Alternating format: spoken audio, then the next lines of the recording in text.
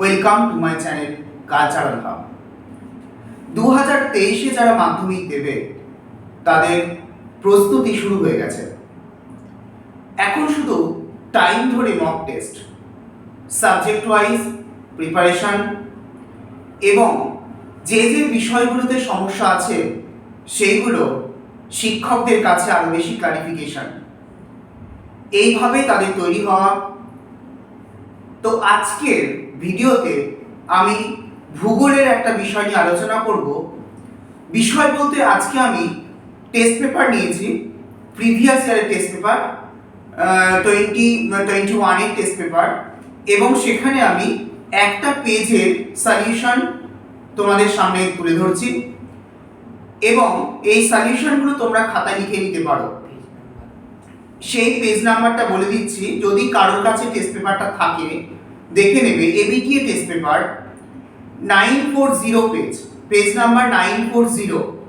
এইভাবে আমি মাঝে মাঝে চেষ্টা করব যে অনেকগুলো পেজ কভার করার। আজকের এই পেজের যদি মনে হয় তোমাদের লিখলে সুবিধা হবে তাহলে অ্যান্সারগুলো তোমরা লিখে নিতে পারো। আমি স্টার্ট করছি আজকের কোয়েশ্চেন অ্যান্সার এবং মেনলি শর্ট কোয়েশ্চেনগুলোকে নিয়েই আমি আলোচনা করব। ফার্স্ট বিভাগ ক। বিভাগ ক হচ্ছে আমরা জানি যে অপশনাল কোশ্চেন, মানে মাল্টিপল চয়েস কোশ্চেন। সেখানে চারটে করে অপশন থাকবে। এখানে 14 নম্বর আছে, 1 নম্বর করে 14টা কোশ্চেনে অ্যাটেন্ড করতে হবে। ফার্স্ট কোশ্চেন, গ্রেট শব্দটি প্রথম কে ব্যবহার করেন? অপশন আছে পাওয়েল, জি.কে. গিলবার্ট, পেইন এবং ডেভিস। এখানে উত্তর হবে জি.কে. গিলবার্ট। যদি প্রশ্নটা আসে যে গ্রেট বা পর্যায়ন, এখানে ধারণাটির প্রবর্তক কে, তাহলে কিন্তু পাবেন, কিন্তু শব্দটি কে ব্যবহার করেন এই কোশ্চেনটা আছে, তাহলে কিন্তু G K. Gilbert. Next question, basket of egg topography নামে পরিচিত। Option pediplain, roche moutonnee, drumlin, esker. Basket of egg topography অর্থাৎ ডিম ভর্তি ঝুড়ির মতো দেখতে লাগে কোন ভূমিরূপকে? আমরা জানি হিমবাহের সঞ্চয় কার্যে দেখা যায় যে ড্রামলিনকে দেখতে হয় বাস্কেট অফ এগ টোপোগ্রাফি বা ডিম ভর্তি ঝুড়ির মতো, উল্টানো নৌকার মতো বা চামচের মতো। তাই এই প্রশ্নটাও কিন্তু আসতে পারে, উল্টানো নৌকার মতো দেখতে হয় কোন ভূমিরূপ? সেটাও কিন্তু ড্রামলিন। তাহলে এখানে সঠিক অ্যান্সার ড্রামলিন।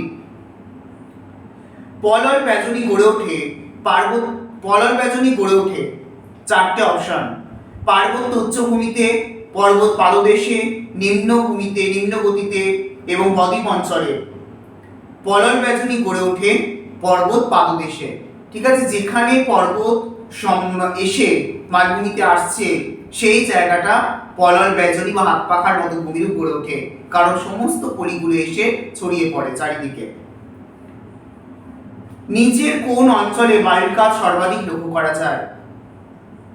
বায়ুর কাজ সর্বাধিক লক্ষ্য করা যায়। অপশন মরুভূমি অঞ্চলে, উপকূল অঞ্চলে, মরুপ্রায় অঞ্চলে, মেরু অঞ্চলে। বায়ু বেশি কোথায়? বায়ু বেশি দেখা যায় অবশ্যই মরুভূমি অঞ্চলে। এবার তোমরা বলতে পারো যে উপকূল অঞ্চলে তো বায়ু আছে, কিন্তু যে বিস্তীর্ণ ফাঁকা জায়গা থাকতে হবে, গাছপালা থাকলে হবে না, কারণ বাধা পাবে না। তাই বাধাহীন যেখানে বায়ু দ্রুত গতিতে প্রবাহিত হতে পারবে সেই জায়গাটায় বায়ুর কাজের প্রভাবে সৃষ্ট ভূমিরূপগুলো দেখা যাবে। তাই অবশ্যই মরুভূমি অঞ্চলে বায়ুর কাজে প্রাধান্য দেখা যায়। বালুকাপূর্ণ মরুভূমিকে সাহারায় বলে। এই প্রসঙ্গে তোমরা কিন্তু বই দেখে নেবে, কুম, আর্ক, সাহারা, এই টার্মগুলো। হামাদা। এখানে বালুকাপূর্ণ মরুভূমিকে সাহারায় বলে, চারটে অপশন, কুম, হামাদা, রেক, আর্ক। অবশ্যই উত্তর হবে হামাদা। পরের প্রশ্ন, ভারতের উচ্চভূমির উচ্চতম মালভূমির নাম কি? ভারতের উচ্চতম মালভূমির নাম কি? চারটে অপশন, সিয়াচেন, কোডারমা, লাদাখ এবং হাজারিবাগ। লাদাখ, ভারতের উচ্চতম মালভূমি হচ্ছে লাদাখ। পরের প্রশ্ন, ভারতের দীর্ঘতম নদীর নাম কি?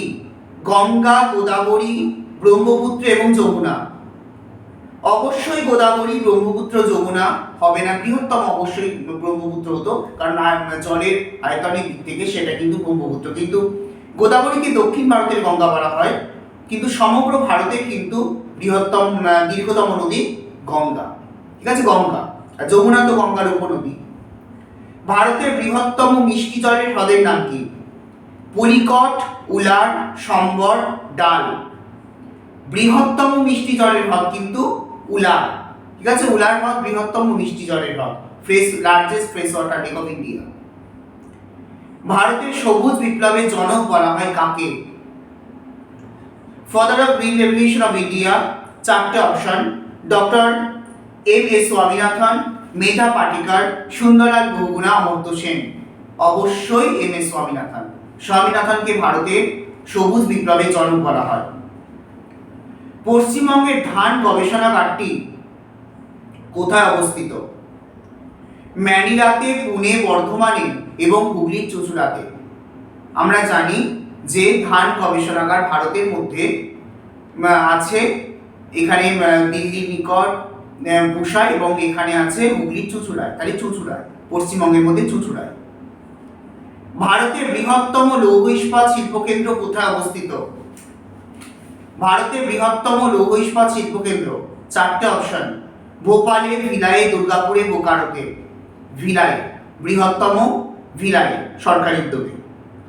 কোন শিল্পকে আধুনিক শিল্প দানব বলা হয়?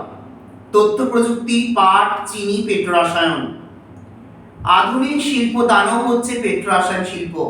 ঠিক আছে, বর্তমানে পেট্রোরসায়ন শিল্পের চাহিদা বা গুরুত্ব বাড়ছে, যাকে ভিত্তি করে বিভিন্ন শিল্প গড়ে উঠেছে, তাই পেট্রোরসায়ন শিল্পকে বলা হয় আধুনিক শিল্প দানব। কোন শহরটি উত্তর ভারতের ম্যানচেস্টার? কানপুর, দিল্লি, লখনৌ, এলাহাবাদ। উত্তর ভারতের ম্যানচেস্টার বলা হয় কানপুরকে। আমরা জানি ভারতের ম্যানচেস্টার আহমেদাবাদ, কিন্তু আহমেদাবাদ পশ্চিম ভারতে, এটা উত্তর ভারতে, তাই উত্তর ভারতের ম্যানচেস্টার বলা হয় কানপুরকে। পরের প্রশ্ন, তথ্য প্রযুক্তির রাজধানী বা সিলিকন ভ্যালি কোন শহরকে বলা হয়? মুম্বাইকে, বেঙ্গালুরুকে, কলকাতাকে, চেন্নাইকে। অবশ্যই বেঙ্গালুরুকে ভারতের সিলিকন ভ্যালি বলা হয়, কারণ তথ্য প্রযুক্তির দিক থেকে বেঙ্গালুরু কিন্তু সর্বোচ্চ স্থানে অবস্থান করছে। আইটি সেক্টরগুলো এই সমস্ত কিন্তু বেঙ্গালুরুতে অবস্থিত। আচ্ছা, এমসিকিউ কোশ্চেন 14টা কমপ্লিট। এমসিকিউ কোশ্চেন 14টা ছিল কমপ্লিট। এখন আমরা আসবো সত্য মিথ্যা। এখানে সত্য মিথ্যায় 7টা প্রশ্ন অ্যাটেন্ড করতে হবে। প্রথম প্রশ্ন, অবরোহণ ও আরোহণ প্রক্রিয়ার পরবর্তী অবস্থা হলো পর্যায়ন। মিথ্যা হবে উত্তর। কেন? অবরোহণ এবং আরোহণ প্রক্রিয়ার সম্মিলিত নাম হচ্ছে পর্যায়, সম্মিলিত অবস্থা হলো পর্যায়, পরবর্তী নয়, তাই এটা মিথ্যা। হিমরেখা সর্বত্র একই উচ্চতা অবস্থান করে না। একদম সত্য, কারণ আমরা জানি নিম্ন অক্ষাংশে হিমরেখা অনেক উঁচুতে অবস্থান করে, কারণ নিম্ন অক্ষাংশে উষ্ণতা বেশি, তাই হিমরেখার উচ্চতা অনেক উচ্চে। আবার উচ্চ অক্ষাংশে যেহেতু এমনিতেই ঠান্ডা, শীতলতা বেশি, তাই ওখানে হিমরেখা অনেক নিচে অবস্থান করে, তাই উচ্চতা কখনোই সব জায়গায় একরকম নয়, তাই এই উত্তর কিন্তু সত্য। হুগলি নদীর মোহনায় লোহাচড়া দ্বীপ অবস্থিত। একদম সত্য, হুগলি নদীর মোহনায় লোহাচড়া দ্বীপ অবস্থিত। ভারতে অবস্থিত হিমালয়ের সর্বোচ্চ শৃঙ্গ হলো কাঞ্চনজঙ্ঘা। সত্য। একটু ক্লারিফিকেশন এর দরকার। আমরা যদি বলি পৃথিবীর সর্বোচ্চ শৃঙ্গ, তাহলে কিন্তু মাউন্ট এভারেস্ট, যেটা কিন্তু নেপালে অবস্থিত। ভারতের সর্বোচ্চ শৃঙ্গ গর্ডিনসিন বা কেটু, যেটা কিন্তু কারাকোরাম পর্বতে অবস্থিত, হিমালয় নয়। তাই এখানে প্রশ্ন দিয়েছে ভারতে অবস্থিত হিমালয়ের সর্বোচ্চ শৃঙ্গ, তাহলে কিন্তু কাঞ্চনজঙ্ঘা, যেটা পৃথিবীর তৃতীয় উচ্চতম শৃঙ্গ, থার্ড, কিন্তু ভারতের হিমালয় অবস্থিত প্রথম। পরের প্রশ্ন, ভারতের দীর্ঘতম খাল হলো ইন্দিরা গান্ধী খাল, ঠিক, সত্য। ভারতের সবচেয়ে কম জলসেচযুক্ত কৃষি জমি রয়েছে পাঞ্জাবে, মিথ্যা। পাঞ্জাবে জলসেচ করা হয় কারণ পাঞ্জাবে বৃষ্টিপাতের পরিমাণ কম, তাই জলসেচ করা হয়, কিন্তু এখানে বলেছে কম জলসেচযুক্ত, সবচেয়ে কম জলসেচযুক্ত পাঞ্জাবে, তাই এটা মিথ্যা। ভারতের প্রাচীন ঐতিহ্যময় কার্পাস বয়ন শিল্প একক বৃহত্তম শিল্প, একদম সত্য। বর্তমানে কার্পাস বয়ন শিল্প ভারতের একক বৃহত্তম শিল্প। এবার আমি আসব শূন্যস্থান পূরণ। এখানেও কিন্তু 7টা প্রশ্নের অ্যাটেন্ড করতে হবে। প্রথম প্রশ্ন, ড্যাশ হলো ভারতের নরওয়ের বৃহত্তম ফিয়র্ড, ড্যাশ হলো নরওয়ের বৃহত্তম ফিয়র্ড, সোগনে ফিয়র্ড, সোগনে ফিয়র্ড হলো নরওয়ের বৃহত্তম ফিয়র্ড। পৃথিবীর বৃহত্তম নদীদ্বীপের নাম হলো ড্যাশ, পৃথিবীর বৃহত্তম নদীদ্বীপের নাম মাজুলি। এখানে ইলহাদা মারাজো এটা আছে, একটু দেখে নিতে হবে। পৃথিবীর বৃহত্তম নদীদ্বীপের নাম মাজুলি, এবং যেটা ব্রহ্মপুত্র নদে অবস্থিত। আর পৃথিবীর বলেছে, তাহলে ভারতের ইলহাদা মারাজো। কেরালার মালাবার উপকূলের স্থানীয় বালিয়াড়িকে স্থানীয় ভাষায় ড্যাশ বলে, কেরালার মালাবার উপকূলের বালিয়াড়িকে স্থানীয় ভাষায় থেরিস বলে, থেরিস। কচ্ছ উপদ্বীপের লবণাক্ত জলাভূমির নাম ড্যাশ, কচ্ছ উপদ্বীপের লবণাক্ত জলাভূমির নাম কচ্ছের রণ। কাশ্মীর উপত্যকায় কারেওয়া মৃত্তিকায় ড্যাশ চাষ হয়, কাশ্মীর উপত্যকার কারেওয়া মৃত্তিকাতে জাফরান চাষ হয়। আমরা জানি জাফরান ভারতের একমাত্র ওই কারেওয়া মৃত্তিকাতে দেখা যায় কাশ্মীর উপত্যকায়, তাই এই জাফরান আমরা জানি বিরিয়ানিতে জাফরান দেওয়া হয়, তো সেই অরিজিনাল জাফরান কিন্তু ওখানেই পাওয়া যায়, চাষ হয়। ড্যাশ শিল্পকে সকল শিল্পের মেরুদণ্ড বলে, লৌহ ইস্পাত শিল্পকে বলে সকল শিল্পের মেরুদণ্ড, কারণ যে কোনো শিল্প তৈরি করতে গেলে যে স্ট্রাকচারটা তৈরি করতে হয়, ইনফ্রাস্ট্রাকচার, সেটা কিন্তু লৌহ ইস্পাত শিল্প ছাড়া হবে না, তাই লৌহ ইস্পাত শিল্পকে বলে সকল শিল্পের মেরুদণ্ড। ভারতের ইস্পাত নগরী ড্যাশকে বলা হয়, ভারতের ইস্পাত নগরী দুর্গাপুরকে বলা হয়, স্টিল সিটি অফ ইন্ডিয়া। অনেক জায়গায় লৌহ ইস্পাত শিল্প গড়ে উঠেছে, কিন্তু দুর্গাপুরকে বলা হয় ইস্পাত নগরী। ভারতে ড্যাশ বন্দর কফি রপ্তানিতে বিখ্যাত। আমরা জানি কফি চাষ বেশি হয় কর্ণাটকে, তামিলনাড়ুর কিছু অঞ্চলে, তাই কর্ণাটকে এখানে মারমাগাও বন্দর দিয়ে কফি বেশি রপ্তানি করা হয়। আচ্ছা, এবার আমি আসবো ম্যাচিং। এখানে 4 নম্বর 4টে ম্যাচিং আছে, অর্থাৎ বাঁ দিকের সঙ্গে ডান দিকের স্তম্ভে ম্যাচিং করাতে হবে। বাঁ দিকের স্তম্ভে আছে প্লায়া, ঝুলন্ত উপত্যকা, সোনালিকা, ভারতের একটি করমুক্ত বন্দর। ডান দিকের স্তম্ভে আছে কান্ডালা, গম, লবণাক্ত হ্রদ, ঋষিগঙ্গা। প্রথম বাঁ দিকের স্তম্ভে আছে প্লায়া। প্লায়া কি? প্লায়া লবণাক্ত জলের হ্রদ, তাহলে লবণাক্ত হ্রদ আমরা বলবো প্লায়া। ঝুলন্ত উপত্যকা, যেটা ঝুলে আছে, আমরা এখানে যে অপশন পাচ্ছি তার মধ্যে ঋষিগঙ্গা আছে, ঋষিগঙ্গা। সোনালিকা, সোনালিকা কিসের নাম? একটা গমের বীজের নাম, গম, তাহলে গমের সঙ্গে যুক্ত সোনালিকা। এবং ভারতের একটি করমুক্ত বন্দর অবশ্যই Kandla, Kandla tax free port, তাহলে ভারতের একটি করমুক্ত বন্দর হলো কান্ডালা। এবার আমি আসবো একটি বাক্যে উত্তর দাও। এখানে কোনো রকম অপশন কিছু নেই, এখানে এক কথায় উত্তর লিখতে হবে। যার নম্বর আছে 6, অর্থাৎ 6টা প্রশ্ন অ্যাটেন্ড করতে হবে। ফার্স্ট প্রশ্ন, প্লাবনভূমি বদ্বীপ নদীর কোন প্রক্রিয়ার দ্বারা সৃষ্টি হয়? আমরা জানি প্লাবনভূমি বা বদ্বীপ, এটা প্লাবনভূমি অনেক সময় মধ্যগতিতে দেখা যায়, নিম্নগতিতে, এবং বদ্বীপ তো অবশ্যই নিম্নগতিতে। এই নিম্নগতিতে নদীর প্রধান কাজ কি? সঞ্চয়, অর্থাৎ নদীর সঞ্চয় প্রক্রিয়া দ্বারা সৃষ্টি হয়। সমপ্রায় ভূমিতে কঠিন শিলা দ্বারা গঠিত অবশিষ্ট পাহাড়গুলিকে কি বলে? সমপ্রায় ভূমিতে কঠিন শিলা দ্বারা গঠিত অবশিষ্ট পাহাড়গুলিকে বলে মোনাডনক। যেগুলো কঠিন শিলায় থাকে সেগুলো ক্ষয়প্রাপ্ত হয় না, কম ক্ষয় পায়। ভারতের থর মরুভূমিতে চলমান বালিয়াড়িকে কি বলে? ভারতের থর মরুভূমিতে চলমান বালিয়াড়িকে বলে কি? ধ্রিয়ান। ধ্রিয়ান।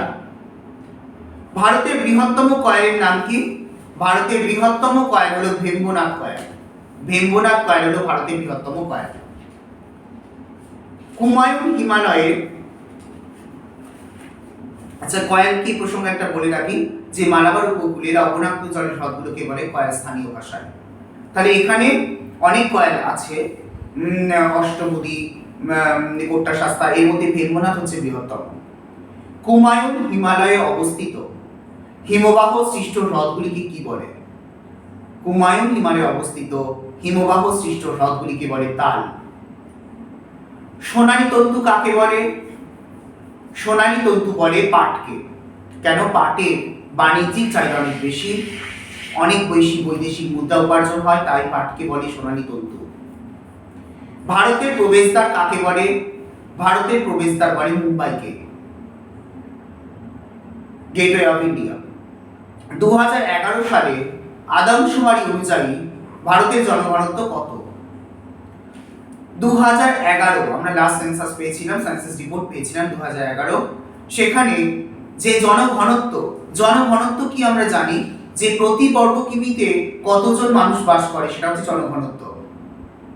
2011 সালের জনঘনত্ব অনুযায়ী ভারতের মানে আদমশুমারি অনুযায়ী ভারতের জনঘনত্ব হলো 382 জন প্রতি বর্গ কিমিতে।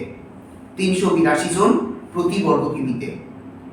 তাহলে এই প্রশ্নগুলো আমি আলোচনা করলাম আজকের এবিটিএ টেস্ট পেপার 21-22 সেশনে, অর্থাৎ আগের বছরে। এখানে আমি 940 এই পেজটার সমস্ত শর্ট কোশ্চেনগুলো আলোচনা করলাম। একটা কথা আমি বলবো, যদি এই আরো কিছু পেজ ডিসকাস করতে হয় বা এই পেজটা থেকে তোমাদের কোনো উপকার হলো কিনা, অথবা আজকে যে কোশ্চেনগুলো আলোচনা করলাম তার মধ্যে কোনো কোশ্চেন নিয়ে ডাউট আছে কিনা, অথবা যদি মনে হচ্ছে অ্যান্সারটা নিয়ে ডাউট হচ্ছে, তাহলে অবশ্যই আমাকে কমেন্ট বক্সে কমেন্ট করো, তাহলে আমার বুঝতে সুবিধা হবে, বা তোমাদের ভিডিওটা তোমাদের কাছে হেল্পফুল হলো কিনা সেটা জানিও। তাহলে আমার পরবর্তীকালে এই সমস্ত ভিডিওগুলো করতে বা তোমাদের কাছে এগুলোকে প্রেজেন্ট করতে আমার অনেক বেশি সুবিধা হবে। আমি আরও অনেক ভিডিও প্রোভাইড করব যাতে তোমাদের এগুলো বুঝতে সুবিধা হয়। বিভিন্ন রকম বিভিন্ন বিষয় নিয়ে বিভিন্ন টেস্ট পেপার থেকে আমি চেষ্টা করব কোশ্চেন অ্যান্সার সলভ করে দিতে। তোমরা মক টেস্ট দিতে থাকো, আর আগাম শুভেচ্ছা এখন থেকে প্রত্যেককে। এখন থেকে খুব ভালো করে প্রিপারেশন নাও, তাহলে আর অতটা টেনশন হবে না পরীক্ষার আগে। Thank you.